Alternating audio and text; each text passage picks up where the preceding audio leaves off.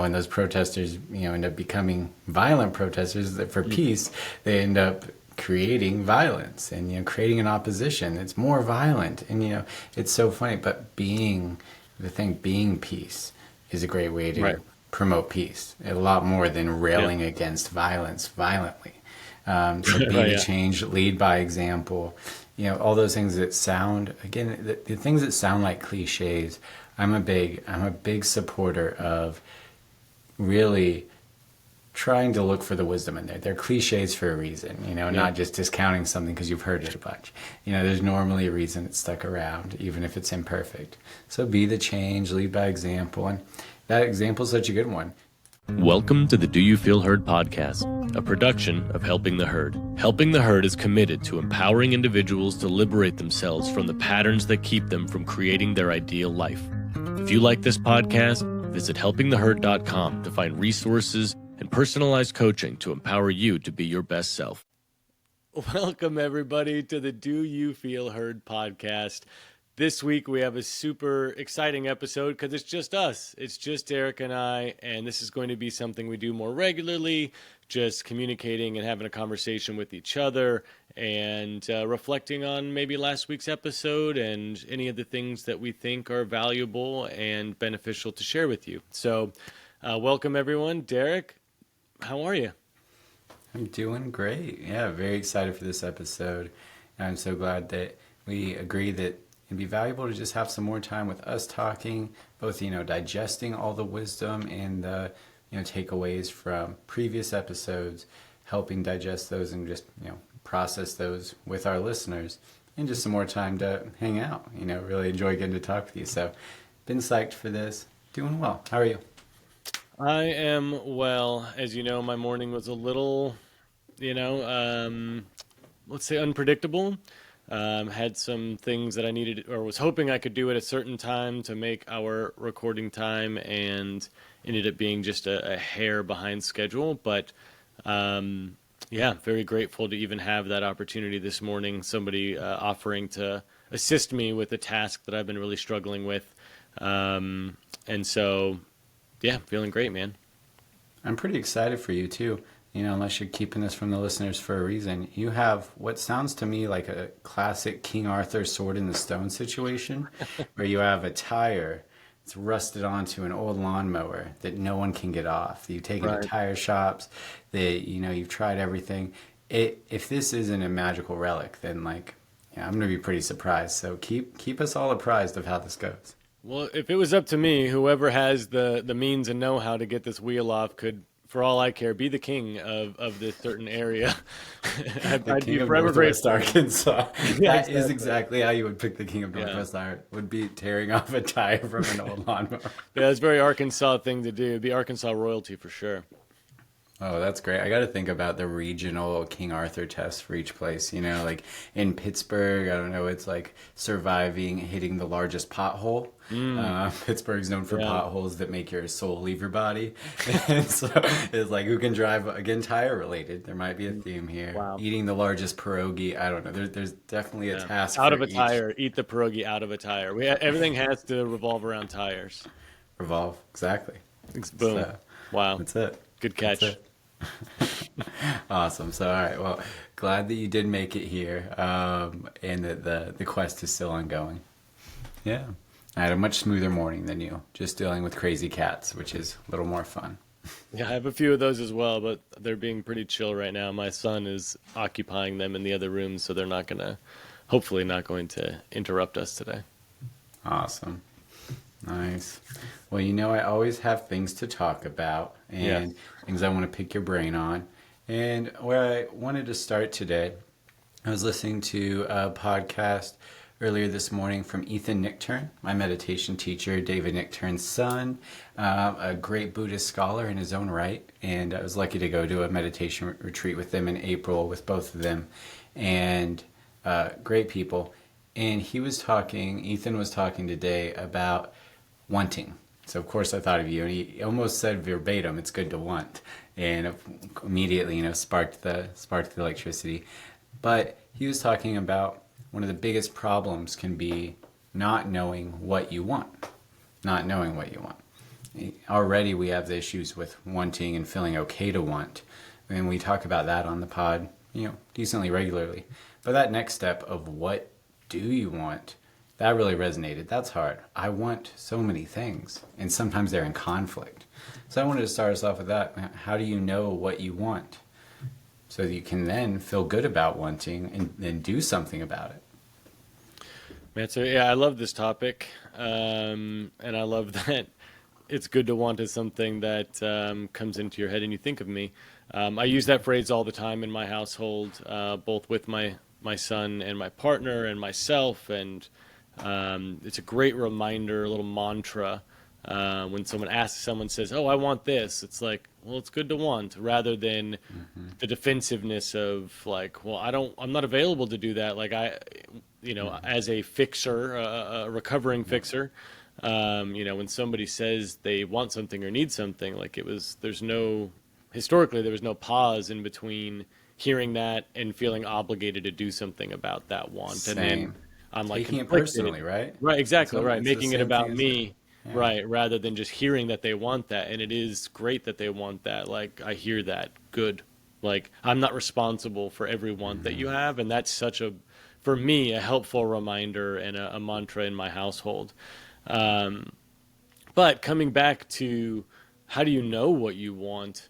I think a great place to start is the wanting game specifically, because it's an opportunity to go in. And for those who don't know what the wanting game is, it's whatever time length you desire, but I like 5 minutes because it opens the door to different depths of your wants. And so the way the game is structured is you go, each person would take a turn. So if Derrick and I were playing the game, let's say I would go first, we would start a timer for 5 minutes, and I would just tap in and tune into my body and listen to and search for things that I want.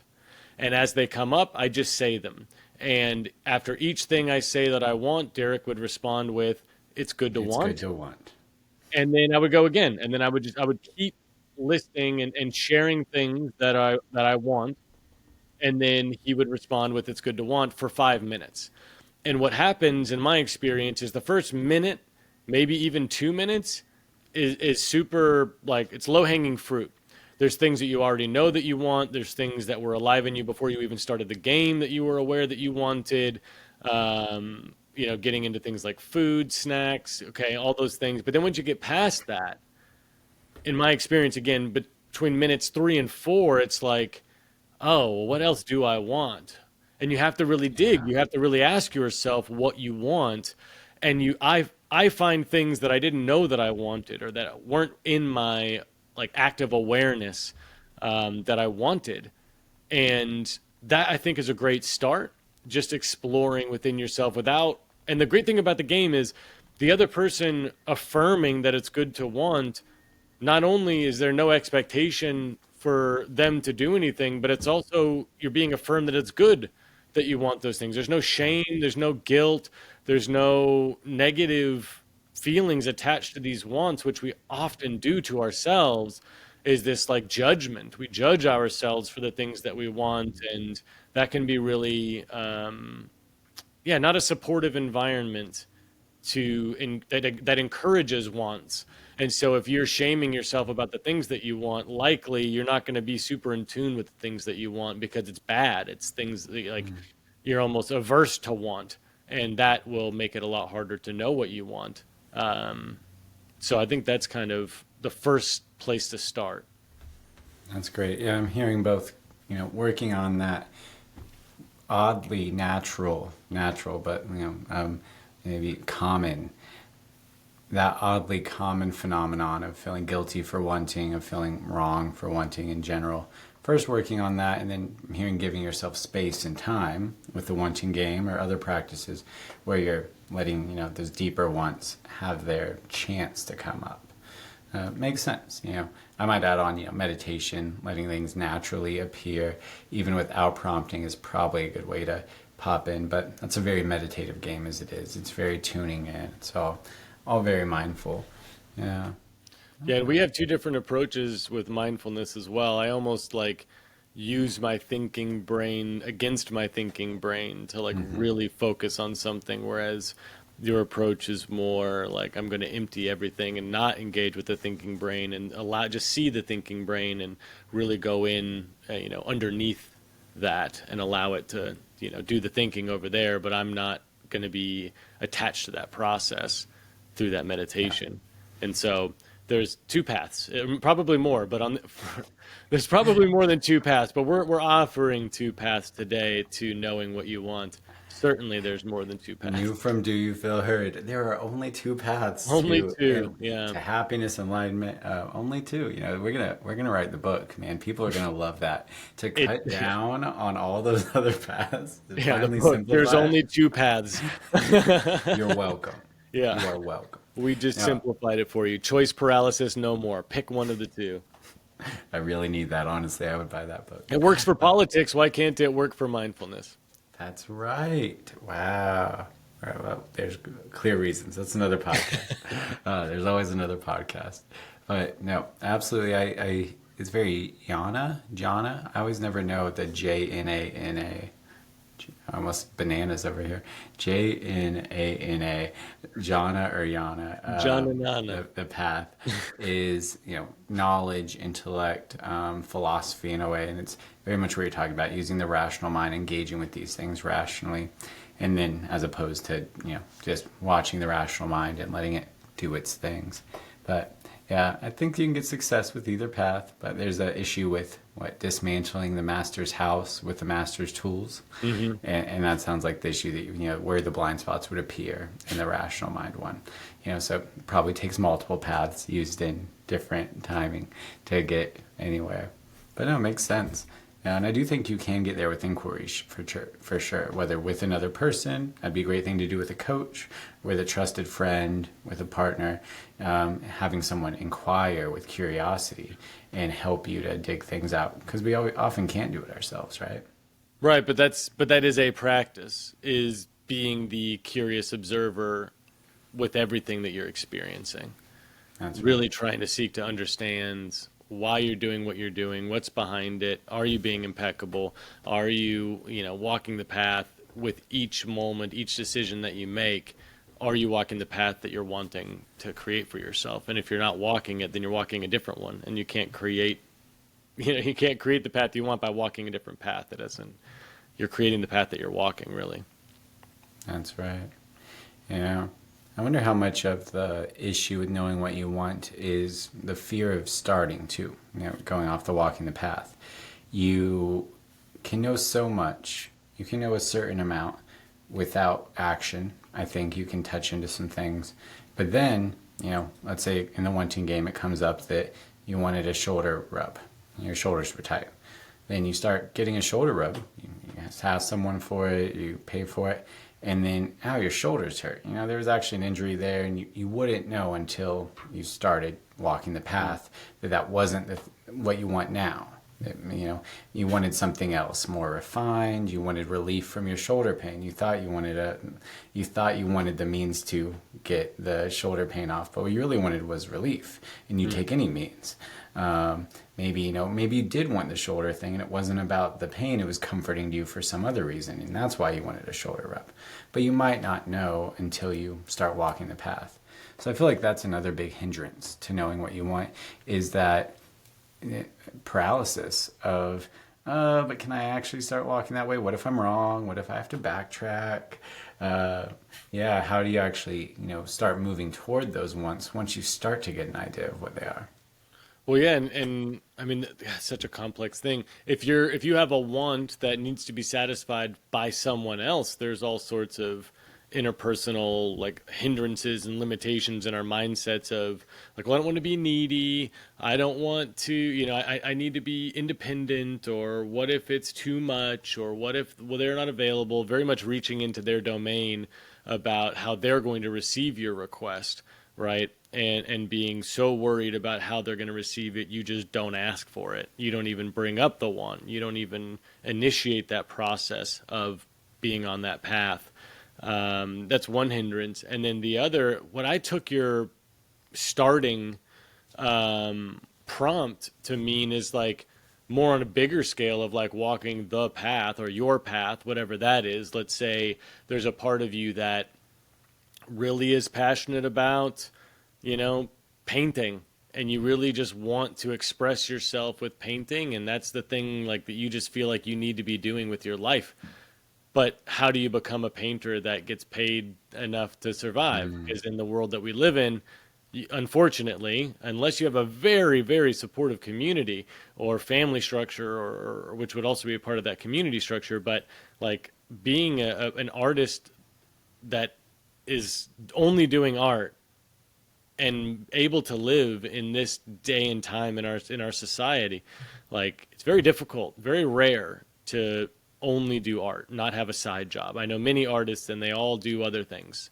yeah. They all have a job when they're not doing art, and they sell art or do art in their, you know, free time because it feels good for them. It feels right. That's how they should be spending their time. So anyway, so starting something like that, or even if it's not, maybe it's photography, which is still art, but like maybe it's not painting, maybe it's taking pictures, and that's really the thing that you want to do, and you think you're really good at it. But how do you start that path when you're working at a job, you have bills to pay? Like, how do you just say, all right, I'm not going to work this job anymore, and I'm just going to trust that taking pictures is going to be all I need to do because it feels right, or I really want it, or my intuition is saying this is what I should be doing with my time and my energy? Like, starting that can be really daunting too. There's a lot of fears on both sides. Fears for me seem to be the through line of what keeps you from starting is fear of some sort. And so maybe the question for you, sending it back to you, would be, what do you do with those fears? How do you navigate those fears? What the relationship with those fears is with starting? Yeah. First thought, best thought is accept them. Accept them. We say that a lot. I say first thought, best thought often. I think accept them would be the first step, right? I think one of the most natural things to do with fear is to suppress it, avoid it, and then it's still pushing you around. But now you don't know that it is. You know, you're fooling yourself into thinking that you're not afraid by ignoring it. And so the first one would be accept it, look at it clearly as you can. You know, that old expression, the only thing to fear is fear itself. And I really like that. I think you can parse that sentence in a lot of different ways. The only thing to fear is fear itself. Like, the only thing you should fear. The only thing to fear is fear itself. Like, the only thing that there is of fear is fear itself. It becomes recursive. Like, the only thing about fear is fear. It's just its own little recursive bubble, and that can take things away. I think it's a great little bit of wisdom there. So first, accepting them and deciding how you want to work with it, and then facing it and probably doing the thing you're afraid of. I think often that's the only way. This weekend, Courtney and I took some of her cousins to Kennywood, a Pittsburgh favorite amusement park. I've lived here for a few years now and still haven't went. So it was so great to finally, you know, especially going with some younger kids and, see their joy and experience them doing the rides. As much as I still love a thrill ride and stuff, there's something where, you know, it just feels even better to be, you know, bringing younger kids who maybe are going to get even more from it. But I had a great time, and we got to, at the park, work through fear. There was very scary rides there. There was some terrifying, intense is the words they use, you know, on the ratings, easy or like moderate, intense. We went on all the intense ones, and they were intense. And it was awesome. This is something it's not even a humble brag. It's just something I've done. I've put myself in situations again and again where I did the thing I was afraid of. So I don't really have I've never looked at an amusement park ride and been like, no, I'm not going to do that. You know, I've always been like, yeah, of course I do that. And that's just how I've always been. It's just the mindset, at least from a young age, that I took on due to some feeling inside that's what I need to do so I'm not ruled by fear. And so whenever I'm afraid of something, in almost all situations, I will try to do it if I can. And I think that is that next step. Once you acknowledge the fear, you likely need to face it and overcome it. And you will likely feel better. As long as it's not injuring you as long as it's not, a big risk to your life. I'm not saying we do everything if there's, a 50% chance of death, but in something like an amusement park ride where it feels like there's a chance of death, but statistically there's a very low chance of death, I think that's a great thing to do to build up that muscle of doing the scary thing, just like you have to build up the muscle of wanting and allowing yourself to want. So I think that's the next thing, is identifying the fear, and then as best you can, face it head on and do something about it. Will probably be, and if you do that in this regard and what we're talking about, that next step would probably be taking a step on the path, right? For the painter, it might mean painting more. It might not mean quitting your job and painting 40 hours a week right now, or 80 hours a week, but it might mean the next step of committing to paint 2 hours a day, or committing to send your art to a gallery to see if they'll put it up. You identify those fears, and often if you look right underneath the surface, the next step on your path is probably the thing that's right underneath the surface. And then you get the feedback, and then you're not committed. Because what I heard you saying with the painter example so much was the difference between wanting to paint and wanting to be a painter. I think that's so common. They were talking about that on another podcast I was listening to recently with Raghu Marcus, an upcoming guest on the podcast. Excited to talk to Raghu. They were talking about writing and wanting to be a writer. And the other guest on the podcast, it was Noah Marcus, said he wanted to be a famous writer. And then they started to break out, wait, why famous? Where did that come from? What was the want for fame versus the want for writing versus the want to be a writer? Really complex stuff when you break it down. And simple if you just sit with it and let all the layers kind of spread themselves out, and then you can see what was really the core. Do you want to write, or do you want to be a writer? I think that's so helpful. That noun verb distinction, I think, is one of the biggest traps in the Western mindset. And it's so easy to think we want to be famous and not want to do the thing that eventually gets us famous, if that's where it leads. Yeah. Right. Yeah, I mean, I think that it's, with our culture in the United States at this 2025 year, our 2025th year, since they decided to arbitrarily started at a random, all the time before that didn't count though. It was before the most important moment. But the thing that is really prevalent in our society is being seen. Like everybody seems to be striving toward being recognized for what they do rather than just the do. Like, so whether it's social media, whether it's talk shows, whether it's podcasts, like in order to be on a podcast guest, you need to be to some degree known by others.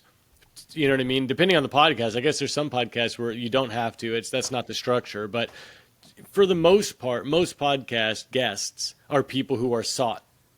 Somebody wants to have them and have a conversation with them, and they're invited on, and there's something to talk about because that person's doing things that are, have been brought to the attention of whoever's on the podcast, and they want to talk about those things. And so like there seems to be a level of influence. People want influence. To be an influencer is a whole new like career path. There was some study that came out that they compared like kids, like maybe like high schoolers, freshmen in the 90s or early thousands compared to freshmen now and what they want to be.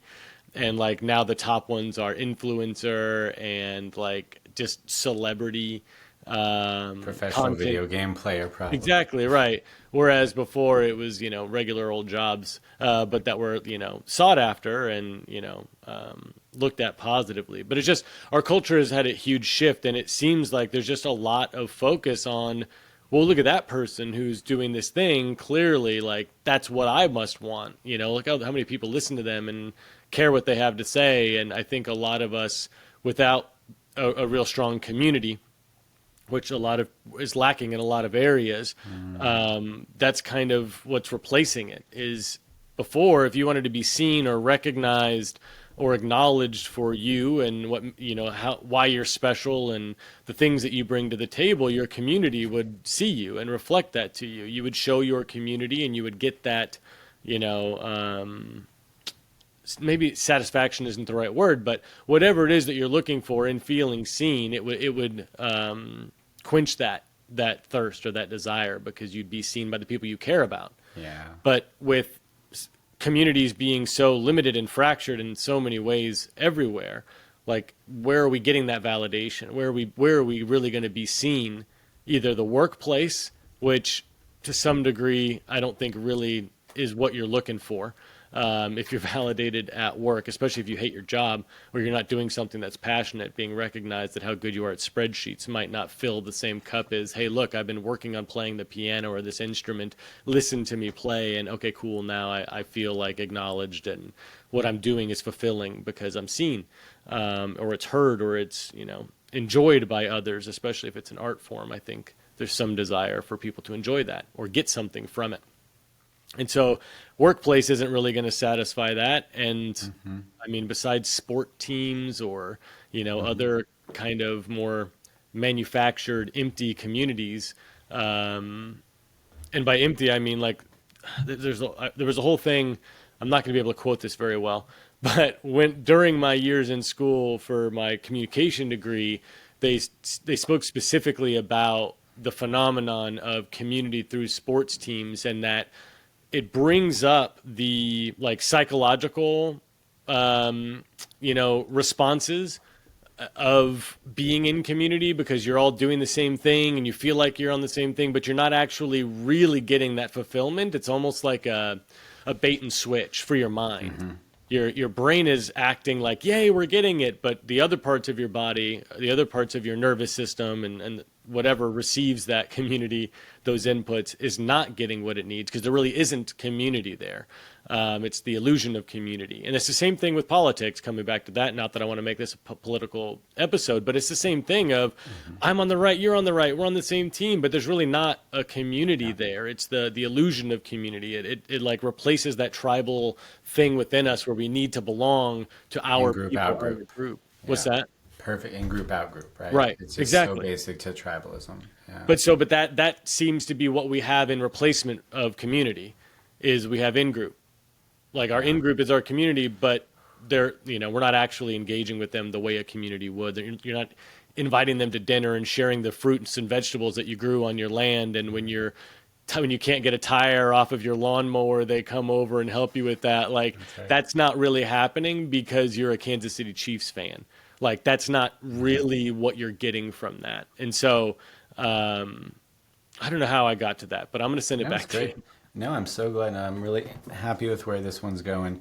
We were talking about being seen, and I do think that's you go a lot of ways with that. First, I did have one tangent I wanted to say about how silly it is to think about someone wanting to be an influencer for your career. And my thought, best thought was, I bet that most people who want to be influencers are the same people who are most influenceable. It's just an intuition. I haven't done the research on this, but my thought. Don't cancel him, folks. Don't come after him. He's just supposing an idea. I have a bunch of angry teenagers, doxing me now. They probably are able to. So, I'm not in Pittsburgh. I'm in Antarctica, and yes, of course, there's no such thing as bad press, right? I guess not. So I thought that just worries me about the future. There's plenty of things to worry about, and instead of worrying, we should probably just do something about it. But it makes me think about how blind leading the blind. It's really like the people who are being influenced the most are probably the ones who want to influence, and then create this cycle of influence without something underneath it. Not to say that they don't have the ability. I believe all of us have, a deep intuition that we can tap into and have the ability to be inspired by something that's real, whatever you want to call that, something that's very, I don't know, you can call it pro-social, call it, integrated. So there's always the ability, but I worry that it's stuck on those surface layers of influence for influence's sake, ad infinitum, that is terrifying. So that's just a note for a future us to solve and fix the world as we do. We're taking it personally. Yes. We're gonna, every time there's a problem, we have to be the ones who fix it. Yep. It's just how it works. It's just how it works. But yep. You were talking about being seen, and why probably there is that reason why so many people want to be influencers. They want to be seen, and I love that. I mean, we talk about on Do You Feel Heard. We talk a lot about feeling heard. It's to me, I think, analogous, if not, the same as being seen. I think we're saying the same thing there. We want to be recognized in our truth, in what's true to us as it is, without someone trying to change it, deny it, judge it, approve, disapprove, whatever. We just want to be accepted. Yeah, I think, And just real quick, just being seen and heard, I think it's all about being received. We just want to be received. Being Please continue. received. No, absolutely. No, man. I love the back and forth anytime. And I got my threads. That I meditate for a reason, and it's mainly just so I can keep my threads in a conversation. That's the only reason. Podcast preparation for years. Who knew? Yeah. No, but you're right about community being the natural place where that happens. Again, to use a few examples from my own life, that way those teenagers who dox me have an easier time finding me. This weekend, it was great having kids around. I feel less self-conscious around teenagers who are nice and good. These were some really good kids. They were great. They're real great young men. And in that, we're playing games. And I felt, seen in my chess aptitude or lack of aptitude, as one of them was kicking my butt again and again.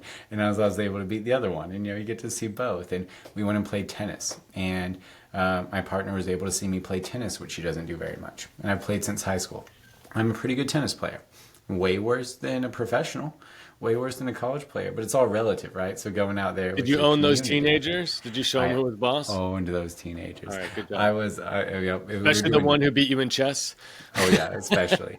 Yep. He only had like a year on the varsity team, so I was able to knock him down. I was playing 2 against 1 where I let them use the whole court, and I still won. So I was pretty proud. Also whooped him at pickleball. They were great. But I've been playing a long nothing better than dominating teenagers, at sports or whatever you excel at. They need to know. Such big egos at that age.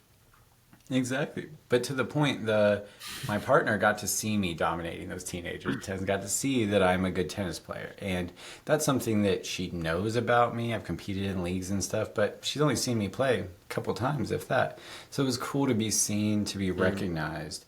At the thing that you excel at, too. Yeah. At a thing that I excel at. And again, I want to highlight that it's so relative. That's the part that blows my mind about these things, is that it's relative excel. Before we went out, I put on the Wimbledon highlights of the final singles match and got to see, people doing things I will never do with a tennis racket. Yet still, whenever we go on the court, I'm happy with what I can do. So it's funny how it doesn't have to be an absolute excellation, absolute excelling at something to still be meaningful. And that's how sports work, divisions and leagues going all the way down in high school from 6A to single A or pro to, semi-pro.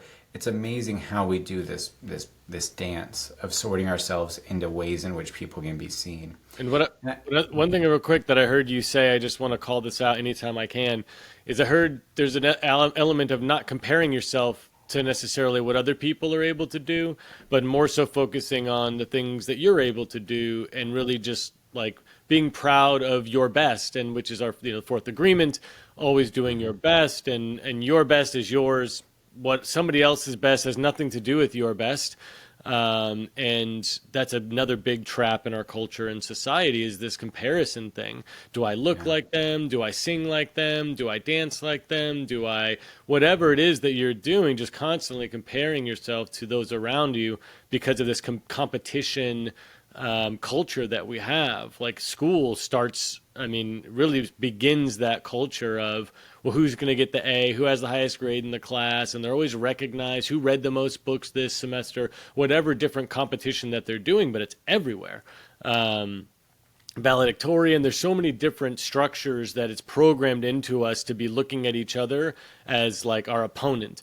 We're in competition with each other constantly from age 5 until, probably the rest of your life. I mean, from 5 to 18 is a long time to be in an environment that's programming you to do something. And for you to break that program is a very difficult thing to do. But that's really what we're here, like why we have this podcast, is about breaking those programs, about breaking those patterns that you were kind of given to you and aren't serving you. And so finding that awareness, and this is again just an opportunity to call out one of those four agreements, which are great tools, great monikers to repeat over and over whenever we can, that help us, you know, liberate ourselves from these patterns that and habits and programs that we've been given. Programs, absolutely, it's programming. Great, always a good time to shout out Don Miguel Ruiz. Thank you for your four agreements, and Yes. they are always rich. Yeah, I still haven't got to the bottom of what they have to offer, and hopefully never will. Yeah, I love that word liberate too. It's a freeing, and there's a book I'm reading right now. I'm always reading like 6 books at once, so it's ridiculous, but I'm bouncing around. But one that I've picked back up now after a bit, and I love, it's called Already Free. Bruce Tiff, I think. Really, really good. Each page is quotable. That's why it takes me so long. Each page I'm like screenshotting, reading on my phone. I'm screenshotting and sending it to someone, like every page. It's so funny because it's full of so much wisdom. But it's called Already Free. And I love that mindset of starting out from the place of liberation and then recognizing that's the natural state. So how do we liberate from these patterns that have layered on top of our naturally free state and get back to being more free, more in tune? And exactly, it's so much about that community and being recognized, and that's what can help you do that. But comparison is the thief of joy. Comparison is going to keep you from that and keep you from showing your gift, because you're going to compare it. You often can compare it to something else and decide, judgment will pop up, I'm not good enough, it's embarrassing, it's not worth it. It brings us back to fear. Exactly. What's the fear? Or the fear of being embarrassed, the fear of being seen to be as inadequate as you fear that you are. Yeah. And the only way that I've found to overcome this is gradually expanding pools. That's the way I think of it. Gradually expanding pools. Let me actually tune this up a little bit. So, that expression, big fish, little pond? Big fish in a little pond? That's right? It's an expression. All right. So I felt like I was kind of like that in growing up. I was lucky to be gifted academically, and had a lot of motivation. And so I was kind of always a big fish in a littler pond. And it's always relative, right? There's much little ones. And that built up a confidence in me as I did achieve those awards and recognition to keep trying and to feel like it would probably work out. If I was a same-sized fish and I was in a bigger pond, let's say I went to Harvard or Yale or Stanford or something, schools I wanted to go to that I did not get in, then I probably would have had a much different experience. Their loss. Thank you. I think it was my gain, though, because I ended up being winning awards and stuff in my college education, in scholarships that gave me more opportunities because of the pool that I was in. So one way I think about these is that we all have different gifts, things that we can be seen for, and really it be a true joy and inspire others. But we have to have the right size pond. And so whenever I'm having thoughts or ideas, it's funny how sometimes they start with a conversation. It'd be something I would voice message you about or text you or we talk about. And then if that goes well, maybe I'm willing to put it in a group text or something, a slightly bigger pond. Then maybe I'm willing to post it on Facebook, a slightly bigger pond. Then maybe I'm willing to publish it on the internet at large, maybe my blog. Okay, a slightly bigger pond. There's this acceleration of our ponds, I can say, on our community spaces that I think is another natural step to overcoming fear. It's dipping your toe in a place where you feel comfortable, or maybe right at the edge of your comfort. Maybe, at your appropriate edge where you're like, okay, well, this could go well or not. And then getting it out. And so that's the example with community here that I had this weekend with, just a small community, having some people I'm not around all the time, but I felt comfortable with, that I could show off tennis to. And then maybe I was more willing to play around on the piano, something I don't know how to play, but I like to just, doodle around on and make music that someone could enjoy, make something that was fun that I enjoy and other people do. And that acceleration, I think you just hit the nail on the head with what's missing in our normal in community so often these days. And that's what I want to throw back to you is why is it that I'm less likely to, I'm big into flow arts. I don't post them on my social medias very often. Even though I'm really proud of what I can do, the skills I've got, the both martial and just artistic skill that I've built up over years of practice now, but I still don't post them publicly very much due to some kind of fear. I don't feel like that I have that community where it's easy to share that gift. So I'm curious what we do about that situation and how we start helping ourselves and then our other friends, by reciprocating, how could other people be seen by us too for their gifts in a way that keeps all of us from feeling like we need to be an influencer and doing it with the grand public as the only way to be seen. How do we get to where we can actually be seen by our community in ways that fill us up and not 30% of our class need to be an influencer? Yeah, I think the format's going to be important. I mean, I want to say always. I'm often critical of social media.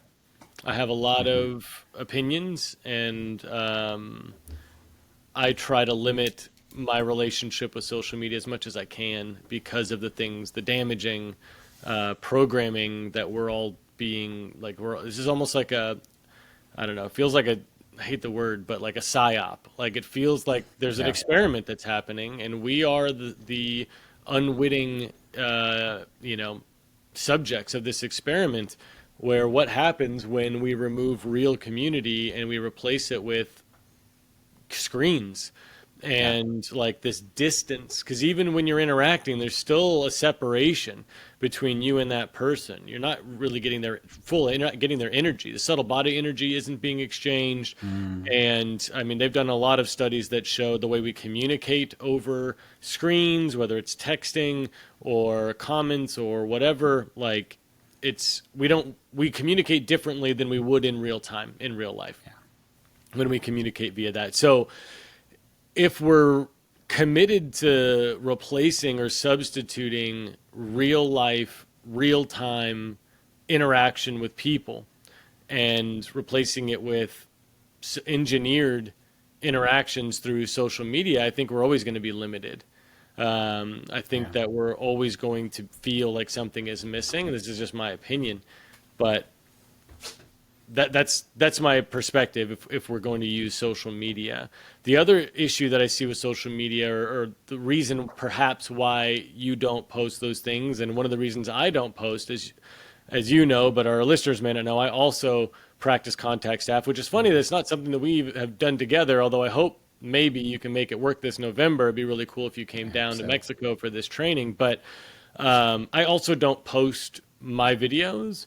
And for me, it's because I'm comparing myself to others that I see on that platform, and I'm not as skilled as them. I don't have the, years or repetitions that they do to be as proficient with some of these movements as they are.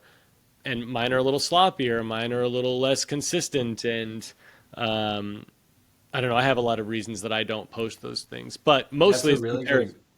Well, exactly. That's such a good example of the pool size. Exactly. It's very similar with mine. And I've talked about this on the podcast before, but it's worth revisiting it because it's something I'm just really happy happened for me. That while I was learning flow, I originally did post a lot of stuff on YouTube, some on social media and stuff, but mainly on YouTube, even a bigger platform, mistakes and all, because I had so much joy and fun doing it. I was proud of what I was able to do, and knowing that it was nothing compared to the best people at it just didn't faze me at that point in my life. And I posted it, mistakes and all, and part of the real reason I could drill down to was knowing that I wanted other people to see that and feel inspired to share their things. That hoping that if they saw someone on those platforms where they normally see polished things, they saw someone having fun and dropping the flow staff every once in a while, dropping their contact staff, that they would be inspired to do it, share it, to be more free. It's a little bit of being the fool at the party so that other people can dance a little more freely, and I'll do that as well. It's something I like about myself, a thing that just happens. And so what you're giving is that exact great example about the pool size. If you were just hanging out at a barbecue with a bunch of people who didn't flow, you'd probably be more likely to pick up the staff and be like, yeah, look, it's pretty cool, and show them a little I, something, I just literally like did I that. am. I literally That's did what I'm that. I talking went about. to a sourdough bread making class in BFE, like Western Tennessee. I drove all the way out there because I was committed. I was dead set on learning how to make sourdough bread, and there was nothing anywhere nearby. The closest thing was like 13 You're hours away. kidding me. And You're so, kidding. dude, it was great. It was, I think it was Committed. 2 days. I think it was, yeah, it was a 2 day Wow. thing. And so I got an Airbnb and everything. And so I drove all the way out there. And like, first of all, the class was incredible. The I've people running never it heard were, this story, and you're blowing my mind. no, You drove all the way for it a two was, day. You dude, do stuff to the max. I love the way you yeah, engage I with don't life half-ass again. anything. You If I'm gonna really do it, don't. if I'm gonna learn sourdough, I'm gonna learn. I'm not gonna watch some YouTube video. I like when for me as a learner, we're getting on a tangent here, but as a learner, I like to do it, and I need somebody that I can ask questions. Like, Yeah. hey, is this the Same. right thing? And like, what exactly am I? It's almost like with yoga. Why I got my yoga teacher training was like doing the yoga moves, okay, but why am I doing it? How should I be doing them? What part of my body needs to be engaged and why? Like, what's the purpose of this specific thing? Otherwise, I'm not going to be like sold on doing it. And it has to make sense to me. And so going to a sourdough making like thing, a 2 day sourdough making thing was great because there was a person right there. I could be like, hey, I'm like kneading the bread or I'm mixing it, but like, is this the right consistency? Like, what should I be looking for here?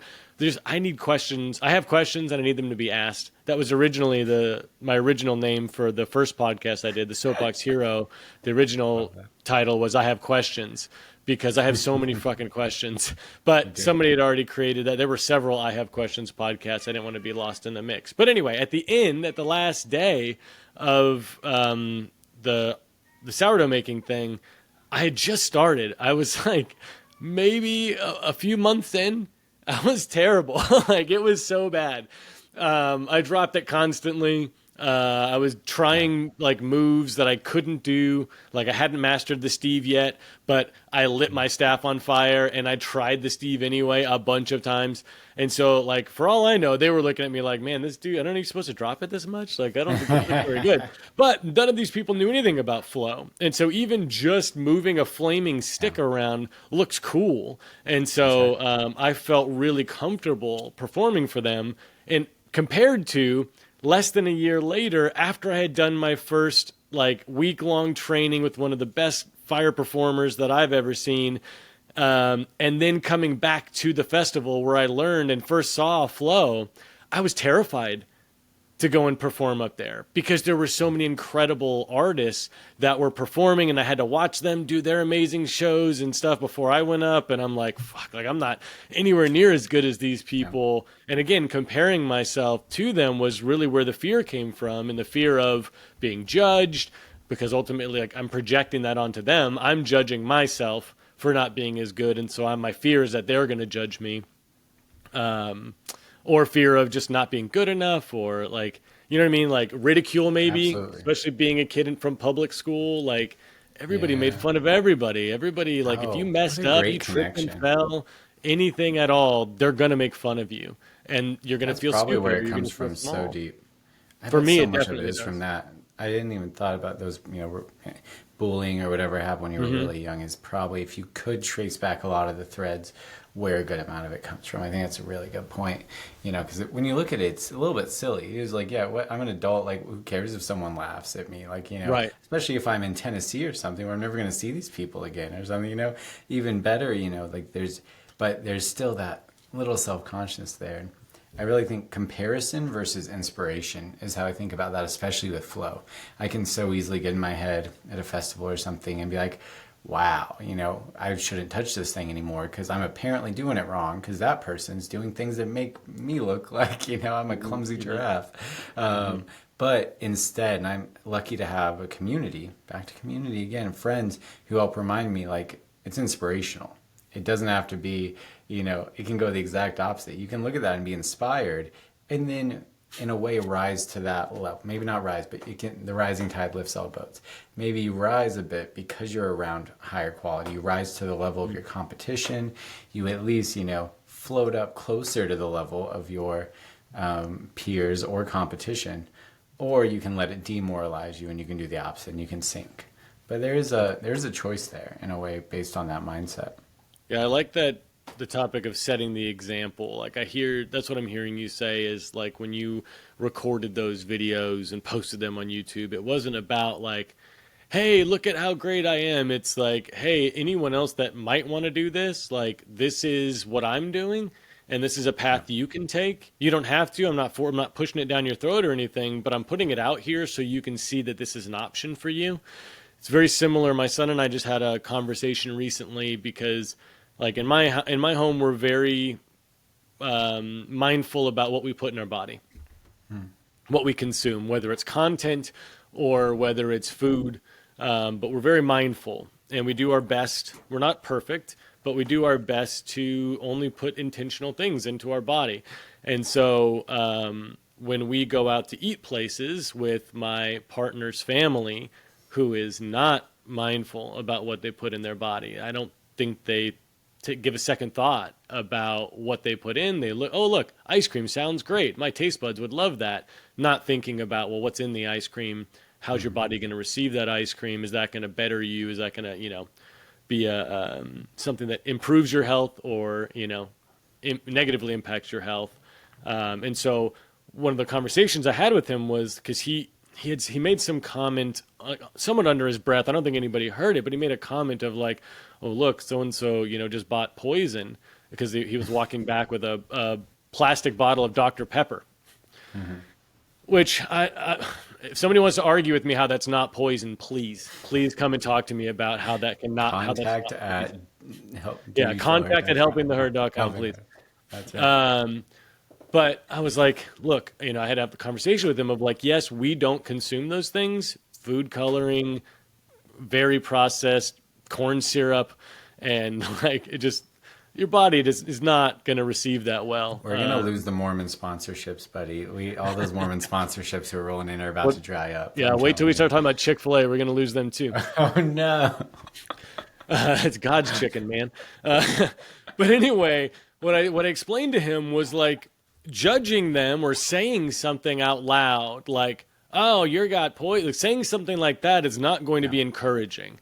That's not going to be received in a way where it's helpful or supportive. And so what we talked about was how the most supportive thing that we can do is not order those things, not drink those things, not buy those things. When we go out, all of us as one big extended family, like we will make healthy choices or choices that we feel are healthy for us. And that will be something we're showing others that this is what you don't have to order that. Yes, they have, such and such slushies available at the food truck. You don't have to buy that. You can simply drink water. You could simply abstain from the thing that the temptation of sugar, because that's God, sugar is a good one. But like you don't have to do that. And just simply leading by example of we are going to make intentional choices all the time. You can too. But there's no shame, there's no guilt, there's no judgment. And that I think is the most important piece of it is the intention is not to make people feel bad about their choices. If anything, it's my goal is to demonstrate that they have other choices they could make if they wanted to. There's other ones available and we're showing you that you can do it. But I don't like the shame and the guilt and the judgment that people feel because that brings them down, that lowers their vibration and they're not going to feel nearly as empowered to make changes, positive changes, if they feel like crap about themselves because of what I said about their choices. And so I like that you brought that up of setting the example. That's right. Be the change. Instead of trying to change, you're often going to get the opposite. You're going to create the exact same thing that you're trying to fight against. So often of the time when you go in directly opposed, you create an opposition. Right. Ram Dass talks about that all the time with protesters for peace. And, when those protesters, end up becoming violent protesters for peace, they end up creating violence and, creating an opposition. It's more violent. And, it's so funny. But being peace is a great way to promote peace. A lot more than railing against violence violently. So be the change, lead by example. All those things that sound, again, the things that sound like cliches. I'm a big supporter of really trying to look for the wisdom in there. They're cliches for a reason, not just discounting something because you've heard it a bunch. There's normally a reason it's stuck around, even if it's imperfect. So be the change, lead by example. And that example is such a good one. On beverages, just this last weekend, again, I'm using, a life experience as my teachings, trying to. Having the teenagers here, we go take them to one of our favorite coffee and tea shops, and what do? They order exactly what we order. They didn't know what they wanted, and they were just, they hadn't been there, and so they ordered. So if I would have ordered a Pepsi, they would have got a Pepsi. Mm-hmm. I ordered a, Moroccan mint tea with very little sweetener, and all right, to be fair, he didn't like it. He did order it. He tried it. And to be fair, I had to drink it. But they will follow the example. They could have liked it. They could have. Exactly. And they wouldn't have known whether or not they liked it if you didn't set the example to try it. And they saw someone trying something, so maybe they're, less judgmental if someone does that instead of a sugary drink somewhere. Right. Maybe they're more likely to try a different version of that. It's just such a good example of how to be that change. And community. I think this talk, I feel like we're spiraling around what is healthy community and all the ways in which, just pointing right to it, social media and the internet have really created a warped version of community that a lot of us, I think, will tell the story that we have to be part of. And I tell that story with things like this, wanting to share the podcast, wanting to share Helping the Herd services, wanting to promote meditation events, or even just staying up on concerts near me and things, things I get from the social media community. They have benefits. But taking that step back and looking at the meta effect of it and how is it affecting my life at more granular levels, how is it affecting it at the more grand levels of my life path. Use the word psyop, and while I think that's valid, I think another way of viewing it, just even more base, would just be experiment.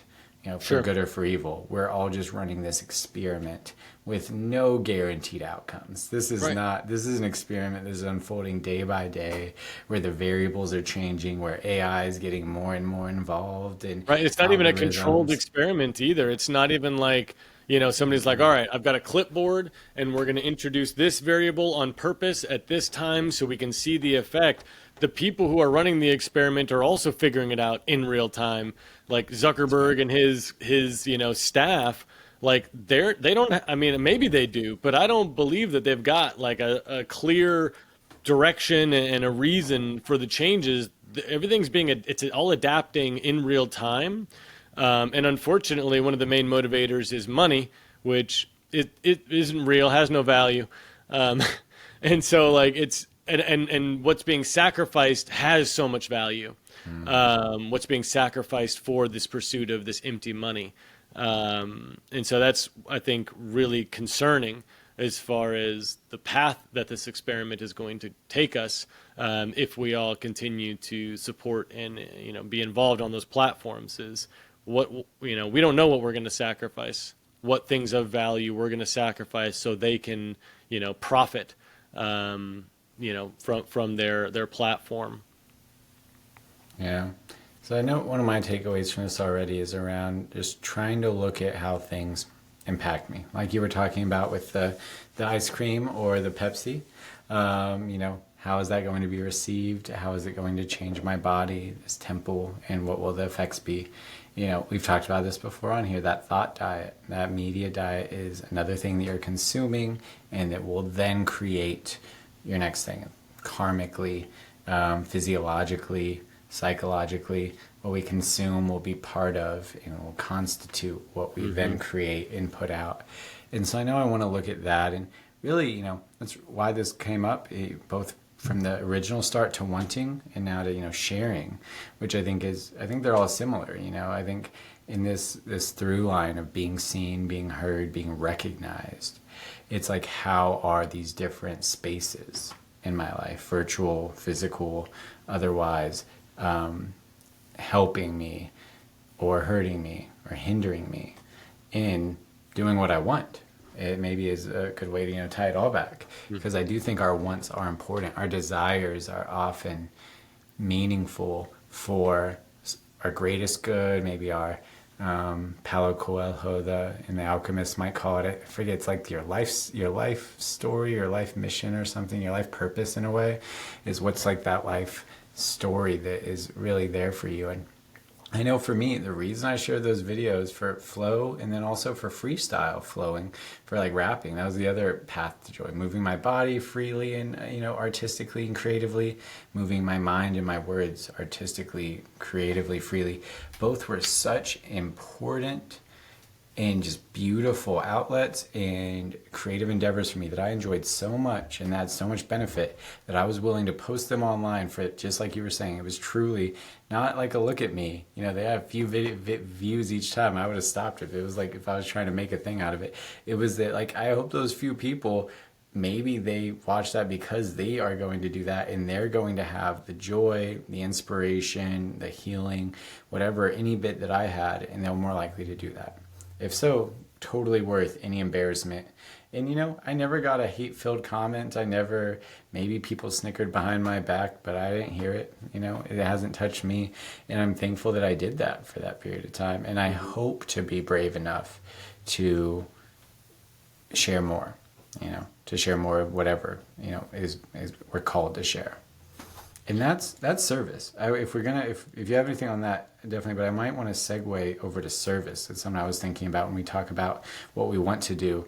I want to see how you view service, and Seva, and this other big part of living a mindful life. I think in this context of what we want to do, what we're afraid to do, and the ways in which all these systems hinder or help us toward that. I'm curious your tact on service in your life. So your question to me was connecting wanting, which has been one of our main topics for today, with the act or the idea of service. So what do you mean by that? Yeah, thank you. It's still amorphous, but I think about service a lot on the spiritual path, and I think about it being one of the tenets. Ram Dass's legacy foundation is called Love, Serve, Remember. Love, easy enough. Remember, kind of an interesting definition or word to choose. We could talk about it. But serve, pretty clear, I think. And also, there's so many paths to service. So whenever I think about a calling, let's say, something that I believe in, kind of, and I wish I better knew what my calling is. As you know, I try to do a lot of different things, and I feel called to do a lot of different things. Maybe that is my calling, but I would love to be able to distill that down more and be more effective at, say, giving whatever gift I have, about making a positive impact in the world. And that's what I think about with service. How am I serving others? And so just in the context of this conversation around what we want, and then around what we fear and how our fears get in the way of things, and then about our communities, both digital, physical, and how that can either empower us to give more of ourselves more authentically, or can disempower us and make us more afraid. I'm curious how you approach service in your life plan, in your life goal, in your daily life. I hear you. Well, I, like Ram Dass, do feel within myself that service is a part of my purpose. Like that I am here to help people, to serve people in the ways that I can with my, the things that I excel at, as well as the resources that I have. And, I wouldn't maybe be super effective at serving people by filtering water for a community. Like, I don't really have the infrastructure or the know-how even of effective ways to filter water. So it'd be a very uphill climb for me to take that type of service on, whereas I have always been a gifted communicator because of my life experiences and the circumstances I had found myself in over the years at different stages of my life. I was forced to communicate and adapt to different styles of communication, and that made me, we could even go all the way back to childhood of moving a lot and always having to reinitiate community with each school that I went to, with a new group of kids, and like find my place. Like I had to be somewhat extroverted, be able to approach and communicate with all sorts of different walks of life, in order to have those those needs met of community, like we've been talking about. And so for me, it makes sense for me to serve people by sharing what I know, and providing the wisdom and the techniques, and helping people to adapt those to their life if it feels aligned for them. And that's how I serve people. And the wanting, it feels for me less of a want and more of a like, almost like a underlying, like, not a requirement, but like just a part of this. Like it doesn't feel like it's something I want to do. It's something that needs to be done or must be done, or like I am just going to do because it's the thing to do. For me, it just feels like the thing I need to be doing, or I should be doing. I don't like the word should, but it feels right. It feels aligned to do it. And so it doesn't even approach a want or a desire for me, like an intrinsic want or desire. It is something that needs to be done, and therefore I do it. So I don't know if that answers that question. Oh, thank you. Oh, it is definitely an answer to the question. Great. It doesn't have to be one answer. But no, I like that, especially. I'm hearing a lot of play to your strengths, which is something, as I mentioned earlier, I feel like I do many things, and I'm trying to figure out what I should, what I would be best at. We both doing. did it, so it's fair. Well, we both should on each other. Oh man, it's one of those podcasts again. But really, we're shitting on ourselves. We're shooting on ourselves yeah. in community. Yes. We're shooting on ourselves. We're communing around shooting on ourselves. Did you ever consider that for a podcast name? Shooting on I am ourselves now. in community? Yeah, it's definitely rolling around my head now. Good. Shoulds everywhere. I'm hearing play to your strengths being one of those big ones. You know, in the strengths that, it's interesting that you tied it into how you got those strengths, which is normally through adversity. So it makes it a bit, I don't know if it actually changes anything, but it feels more poignant, maybe even more difficult or easier to, use those strengths given that they came from adversity, maybe from some pain. I think there's just something special about that, and something about the way beauty comes from pain, tears into diamonds. There's something really beautiful about that. And the other thing I'm hearing is around this feeling like it's not like the service aspect. Whenever you're helping, doing something that feels like service to you, it doesn't feel necessarily tied to your wants. It feels just like something it makes sense to do, is another word I was saying. Just something that makes sense. It's just like it's logical to do. It's like it's the logical thing that is going to happen. And the other way I kind of heard it was maybe almost instrumentals, a decent word for the life that I live with the things that I want to do. There are instrumental goals to my goals that are maybe more around my wants. I'm going to have to drink water so that I don't die, so that I can then, write or dance. It's not that I have a strong desire to drink water. Yeah, I kind of do. That's actually not an example for me. But well, I have a question. And I have a question for you. Yeah. So, if you're driving down the road and you see a turtle crossing the street, do you stop? Do you stop and help it across the road? Full disclosure, hasn't happened to me yet. I don't think. Whoa, I'm pretty sure.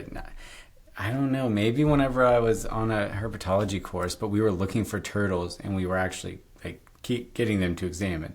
So that was the only time we didn't let them cross the road. We were actually grabbing them and studying them and letting them go. That's the only time I can think. I don't have a lot of turtles, man. That's Oklahoma, crazy. Like the Chicago, amount of times Portland. that I have saved turtles is, I feel like it just must be normal. Like I see them all the time, like at least probably 50 a year. We need to study this, man. It's either geographical, which makes perfect sense if it's just there, but ask your regional communities. It might just be you. You might be a magnet for turtles. You think so? I am looking for them. That's Like I part of am it. actively, when I'm driving, I am actively like scanning the ground to make sure there's no critters crossing the road. But like for me, when I see a turtle, it's not a, ooh, I want to stop. For me, I'm gonna stop and I'm gonna do this thing. It's, oh shit, there's a turtle in the road. Like I have to stop. I need to save this life of this animal, or do what I can to preserve its life, um, because it's just the thing to do. I It's love not a that. I want. love that about you. And the only thing I can say that's analogous, since I'm not blessed with these turtles, or I'm not manifesting turtles to the level in which you are, which you clearly are with your scanning, is when someone's broken down on the side of the road. If they're not clearly displaying a call for help, which, if they were waving or something, sure, I would immediately stop. But, if they're just, hazards are on, or, you don't see anything, you can't even tell if there's someone in the car, I will often keep going because I have a story about why the other thing I'm doing is more important. I'm getting to it's often when I'm working, as I drive a lot, I'm going to an next medical appointment where it's at a set time. And, if I couldn't, they might have to cancel their medical appointment. All right, that's, thing. Or, no, if I'm in the car, I'm going someplace normally for a reason that is somewhat time sensitive often. With an intended I'm not like around. arrival time too that you're wanting to Yeah. keep, and stopping would hinder Very that. often Yeah. for me. So that's the story that I tell that keeps me from stopping for them, that I could see making me not stop for the turtles. A turtle's not going to be that big of a commitment, though. I feel like if I was in your situation, I probably would start stopping for turtles. I like Start it. looking. I encourage you to start looking. I'm going to set the example. I'm going to lead by example Okay. here. But it's an opportunity for you to start scanning the road and seeing if there's, because sometimes it's not a turtle, sometimes it's a snake. I found a dog the other day on an on-ramp, Jeez. because I'm looking. And there were Yeah. lots of people just flying by. Nobody gave a crap about that dog. But like, I'm not going to not stop for that. That's great. Like, their life is no less important Yeah. than mine or any human. Like, life is life. And so to just look at it and be like, well, don't care if it lives or not, I think is a really, like, I don't know, depressing way to look at like valuing life, of all sort, of all Yeah. kind, and which is a whole nother thing, whole nother podcast topic, Of course. for another episode of valuing life and Mhm. like our culture and society and how we don't really, we're programmed to not, and Yeah. we're desensitized from a very young age to death, and which I think impacts how Oh. sacred we view life to be. Yeah, that's a great topic. Ahimsa, nonviolence, and actually living that out in the life. Note that for future. Yeah. But no, I see it. So the turtles, it just makes sense to save, to serve the turtles, Sure. in that sense. And I hear that. Serve life. I've definitely stopped for dogs. There's something about dogs. They're probably easier to see. And turn dogs into shelters and things. So, I hear you. I like that. I like that. So, I guess the other way I might parse that is there's an intuition, whatever we call intuition, that is somewhat beneath rational or needing to have a reason. We have an intuitive sense that there's something to do. I'm hearing that for you in service. You're just like, it's not something I want to do. It's not something I necessarily plan to do. It intuitively is what feels right and then happens. Well, and I want to be clear too that it's, I'm not some like, enlightened being that was born into a child who has always had this view. Like this is something that has, developed in me over time as an adult through my life experiences. Most of my life, up until like my late 20s, or like, and right around to my 30s, like I was a very different person.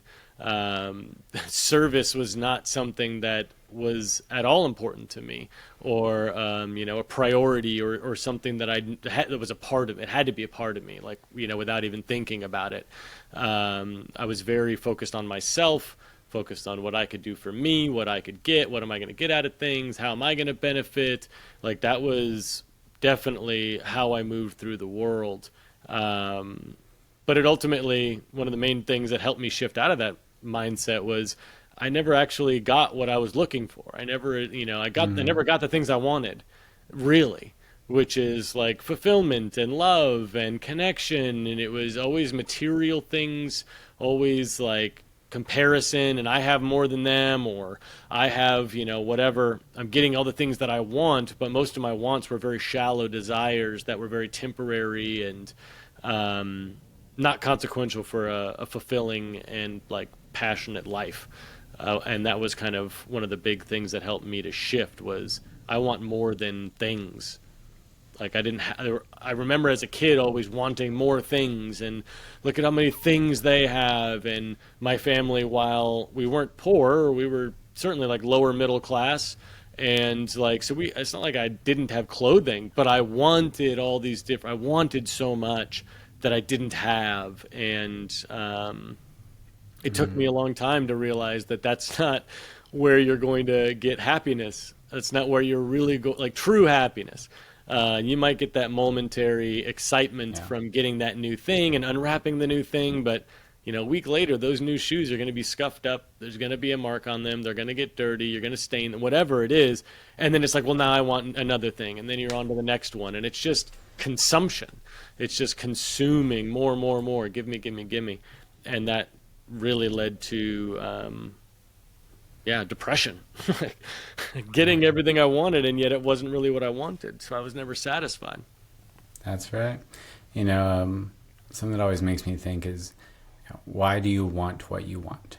Why do you want what you want? And that's where influencing just becomes, so clear. And I'm sure you've thought about that a lot, especially studying communication. You think about advertising and you think about this world. And again, whether it's an experiment or a psyop, the end result's kind of the same. Like you're being pushed around by forces, and marketing's one of those big ones. So it's like, why do we want material things? Well, what's being advertised? What are we being associated with happiness in 1,000 advertisements a day? If you are, being exposed to those advertisements, we don't have to rail against the society anymore. But I love that further invitation to keep looking at those wants and maybe going deeper into what those real wants are beneath the first minute of the wanting game, and the second and the third, and maybe at minutes 4 or 5.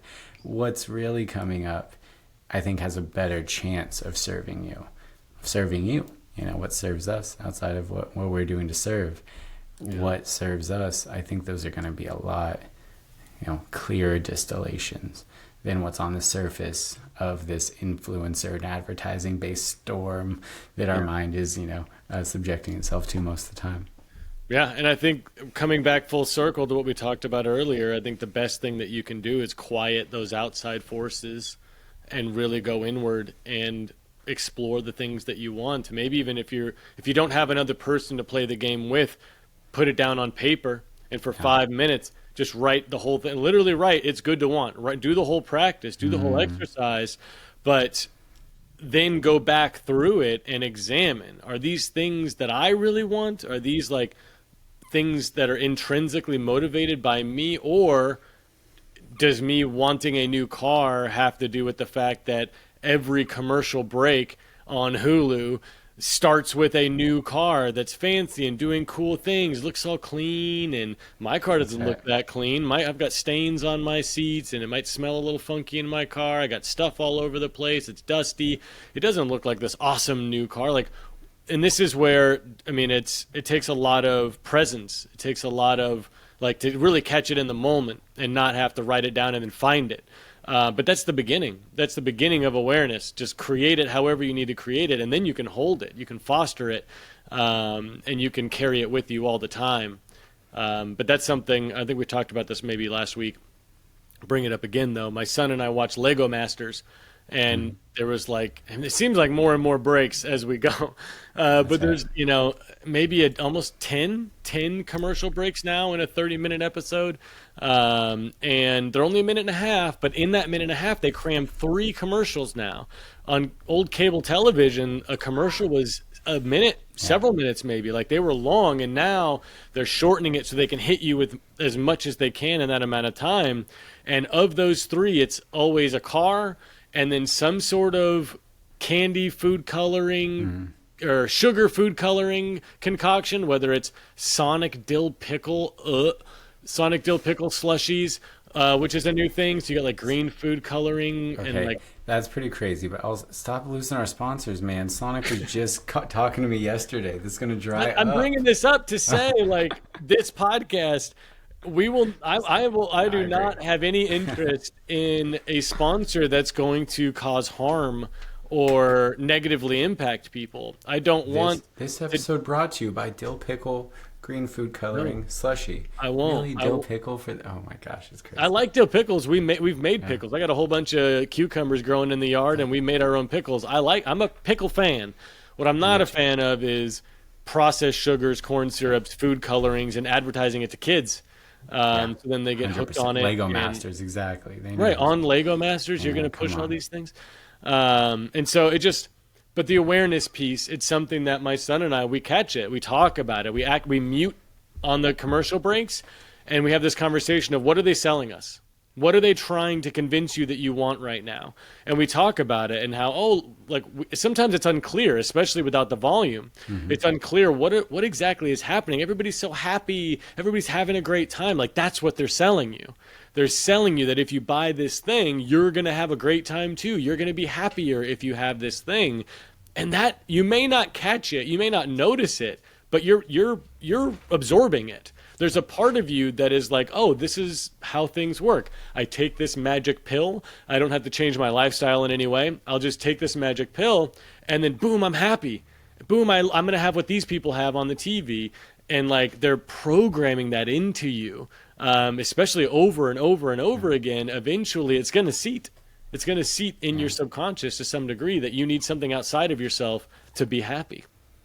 100%. And I love that you have that practice with your son. I think it's so good of bringing awareness to that. And just to add a final little corollary on it, I forget who he was referencing, but on a recent Tim Ferriss podcast, he referenced someone who was in advertising who said something along the lines of whatever you are imbibing, whatever is coming across your view, he would take on the mindset that it was meant to be there to influence you in a certain way. And that includes if you think you're someone who's not influenced by the thing. So he kind of had a practice of looking beneath the surface. Let's say they're selling you a car, or let's say a watch, and there's, the beautiful woman with the guy with the nice watch and the nice car, and, they're selling you the watch or the car, right? He was saying, keep looking deeper. They're telling you what beauty is. They're telling you what the ideal of beauty is by that woman. They want Right. you to think beauty is that versus something else. You can keep peeling back the layers, So I really thought you'd appreciate that mindset and that Definitely. exploration. Keep looking, and make sure you don't fall into the hubris of, they didn't get me. I see, but look, all right, what's beneath the surface. Yeah, there's so many layers of like our world being created and dictated by marketing. Like what they show you is what you then to some degree believe how the world works. That's right. Like you see those things happen. Oh, a beautiful woman. Like that came up the other day. There was one of the commercials and my partner was there and this turned into a whole thing. But it was like the first, maybe 15 seconds of the commercial, like all of the women that they displayed, like there was like almost like a hazy filter, like the lighting wasn't great and like it wasn't the most flattering angles, and they were like telling a story of like, oh, these people are unhappy because they're not taking this pill. And then when they switch and start talking about the pill, it's different women, first of all. But the lighting is very different. The angle is very different. They're having a great time. They're partying. They're smiling and laughing. And like, again, they're exhibiting all the things like you were just talking about that we consider, an attractive woman. By whose standards? Who's attracted to them, right? These advertisers are, for whatever reasons they have, to put those people in that position of this is what you should want, not these other things. Like, that is subtle programming of what then you're going to go out and you're going to see people that don't look like that. You'll be like, oh, well, they're not as beautiful as those people, so they're lesser than, or whatever these judgments that we have on other people, when really what they're selling is so superficial, skin deep.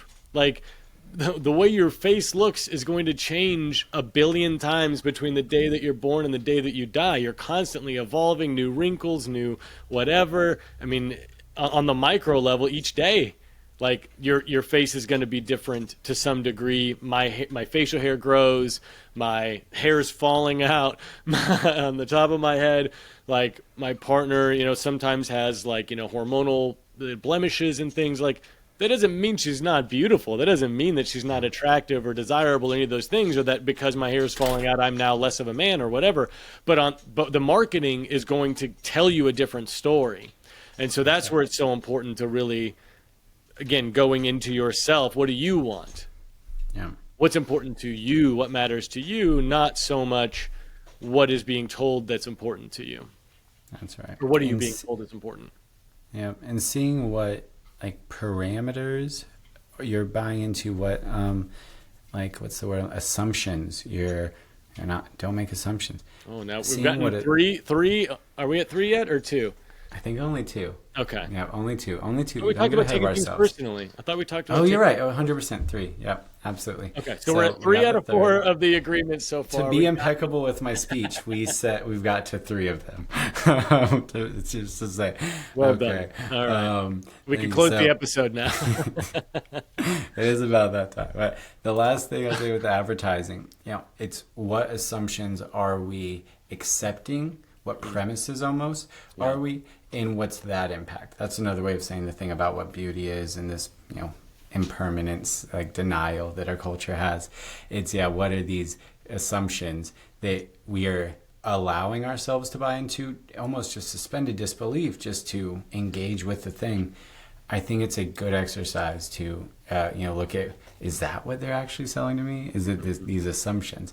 Just the same way we can suspend disbelief for a fantasy book and be like, so magic works this way here and there, and that can have maybe a beneficial effect on you. Maybe it's, creativity inducing. Maybe it helps you see things in a slightly different way. In the same way, I think we're accepting certain concepts, conceits, like assumptions in the format of what we're taking in. And you can almost view it like this quote I love: the medium is the message. It's another way of putting this. The medium is the message. Look at the way in which it's being, broadcast to you. That's the actual message. Everything else is just distraction or fluff or icing. But the medium is the thing that's actually getting broadcast, and that structure you're then going to take into other areas. Yeah, and that requires, and all the things that we're talking about, they require so much curiosity.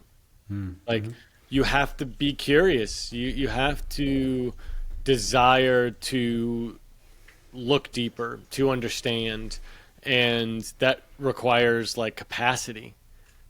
Like if you have just had a very long labor intensive day and you come home and you plop down on the couch, like you might not be in a place where you want to psychoanalyze all of the content that you're consuming, and you just want to consume. You just want to check out and just receive that thing so that you can, go somewhere else to kind of decompress from your day. Like you might not have capacity to be as curious as you would need to be in order to, effectively do this thing. But again, what this whole podcast is about is just showing you that this is something you could do. Yeah. The opportunity is there for you to take, if you would like, to examine more deeply the things and the programming that are being fed to you, and to recognize how it's impacting your life. And you're not wrong for not doing it. And maybe today's not the day, and maybe you start it in a month or a year or whatever. But hopefully what we're accomplishing here is planting seeds in your mind of things that you could be doing, possibilities that exist, and then for you to tune into yourself and determine what feels right for you, what feels right on your path, and then to not have the fear to walk that path, to really do it, to know that you're capable and take that step and begin that path. Perfect. What a great way to end it. That's exactly right. And that's why I'm so thankful that we got connected, and that, I wanted to acknowledge almost a year, probably. I think we're past the anniversary. I did not get a party. Almost an anniversary since I started working with you and with Helping the Herd, and learning some of these skills, learning how to take a magnifying glass to my communication, to my mind in a certain type of way, to help me with, like you said, liberating from patterns that are no longer serving me. And what comes along with that? Better communication, better intimacy with the world around me, this closeness, this feeling less separate. So I just want to throw some gratitude at you for that and for sharing these. I can tell you feel called to serve in this way, and that it's not something you could do otherwise, just like the turtles. You know, you gotta do it. It's turtles all the way down. I really appreciate that. And Yeah, I don't know what else I would do if I wasn't doing this. I can't possibly think of another way to full-time turtle patrol. Are you kidding me? Obviously, you'd be a full-time turtle I have patrol. thought about modifying my vehicle so that people understand that I'm here to stop for turtles. Flashing lights, maybe like a big, like, instead of like I stop at railroad tracks, like I stop for this vehicle stops for all turtles in the road. Exactly. Some like, you know, orange and yellow lights on my truck, so that way people are, you know, able to see my truck. Have definitely considered that. So if there's anyone that wants to help me, anyone who wants to support me in adding yellow and orange, you know, construction lights to my truck so that I can safely save the turtles in town, I would definitely happily receive that support. And but on a serious note, yeah, dude, I'm so glad that we crossed paths and that we've been able to, you know, foster a friendship beyond, you know, most of all, and you know, foundationally, to be your friend is a gift, and I'm grateful for you. And also, yeah, it was an honor to hold space and to teach you what I know. And where we've gone from there has been so cool. Like, this podcast is so much fun. Very excited to interview Raghu and some of the Nicturn boys. I don't know if they like being called the Nicturn boys, but we'll pitch it to Ethan first. See how he feels about it. We're gonna we might have to edit this part out. I feel like Nicturn Boys sounds like a detective series. Yeah, from like the Hardy 1950s. Boys. Yeah, exactly. Yeah. Maybe they love it. Mindfulness book series would be cool, from the Nicturn Boys. But from the Nicturn Boys to the Nicturn Men. Ooh, Boys to Men. From Nicturn Boys to Nicturn Men. I'll pitch it. All right, yeah, you've got the relationship with them. You pitch it and let me know how they receive it. Oh my gosh, we will try. But so thankful to do this stuff with you. You know, I think got a lot from this one. Anything else you want to end or fit in before we leave our listeners to want? The only other thing that I had written down that I didn't speak to was around fear, and that ultimately, when you really, if you are curious and you dissect all of the fears that exist, that really, like, there's no reason not to do the thing that you're afraid of. There's really not, like, you know, if you only have one life, if this is legit the only life that we'll ever have, then there's no reason not to chase your dreams and your passions and go for it, because it's now or never. And if there's multiple lives, same thing.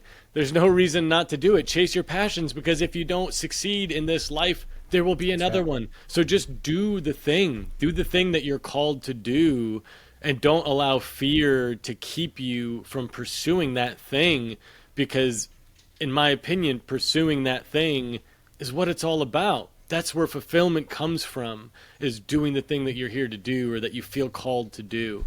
And to allow fear of something that hasn't even happened yet, your mind is creating what ifs, and you don't know that that's going to happen. You don't know that's going to be on the other end of you trying these things that you want to try. So do the thing. Don't let fear stop you, because there's really nothing to lose. That's great. You know, it's one of my favorite things that you share in, you know, your coaching containers. One of those things that comes up, because this is a universal, a human problem, you know, is look at the fears, take things to the worst case scenario and fill it in.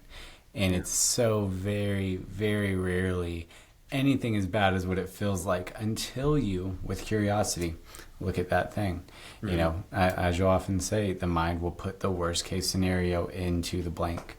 It's just what the mind does. It's trying to protect us. It's not wrong. Maybe it's influenced by larger forces. Okay, it's definitely influenced by larger influences and media forces. So remember that. But regardless, even at its base level, it will put the worst thing there. For often will be death. And until you look at it and fill in the blank, you're being haunted by the specter of death in all of these pursuits for no reason. It doesn't need to be there. And that's why the only thing to fear is fear itself. If you look at it, it goes away. That's great. That's great. Full circle. Great job. Thanks everybody for listening. As always, if you have any questions or topics or things that you want us to explore or discuss on the podcast, guests that you think we should have on, guests you want us to have back, please reach out, contact@helpingtheherd.com. Or you can reach us on social media. We're on Instagram, Facebook, all the things. We're not on TikTok, so don't reach out Probably to us for there. the best. Yeah, probably for the best, speaking of programming. But anyway, thanks so much, guys. Thanks, Derrick, for being here. Love you, man. See you next week. You too. This has been the Do You Feel Heard podcast. If you're interested in resources that will help you move through conflict, you can go to doyoufeelheard.com, where we have tools for individuals and couples.